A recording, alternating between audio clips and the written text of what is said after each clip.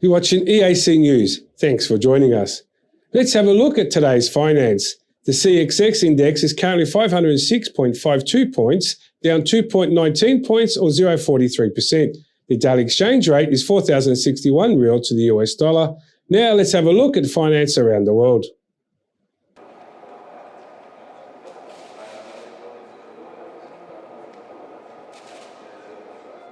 Asia stocks weighed by inflation concerns, China tech selling. Asian stocks come under pressure on Monday as persistent worries about inflation and rising interest rates dodged by global economic outlook and fresh selling in technology stocks weighed in China's markets. MSCI's broadcast index of Asian Pacific shares outside Japan was flat after US stocks ended the previous session with negligible gains for the day. The index is down 3.6% so far this month. A negative tone was evident at the Hong Kong Seng slid 0.38% and the mainland CSI300 Index dropped 0.37%, led by the 1.5% decline in technology firms. Australian shares gained 0.42%, while Japan's Nikkei stocks was 0.8% higher. The yield on benchmark 10-year Treasury notes rose 2.7883% for its US close of 2.787% on Friday. The 2-year yield, which rises with tenders' expectations of higher Fed fund, touched its 2.5869%, up 2.583%. Uncertainty in market sentiment this week follows the SP500's merge gains on Friday at just 0.01%. The Nasdaq declined 0.30%, while the Dow Jones industry rose 0.03%. Despite the marginal gains, the SP500 and Nasdaq recorded their 7th straight week of losses, the longest losing streak since the end of the dot-com bubble in 2001. The Dow suffered its 8th consecutive weekly decline in its longest since 1932 during the Great Depression. Wall Street ahead of bear market looms battered. Wall Street seeks exclusive Fed up. The Federal Reserve's determination to raise its interest rates until it squashes the highest inflation in decades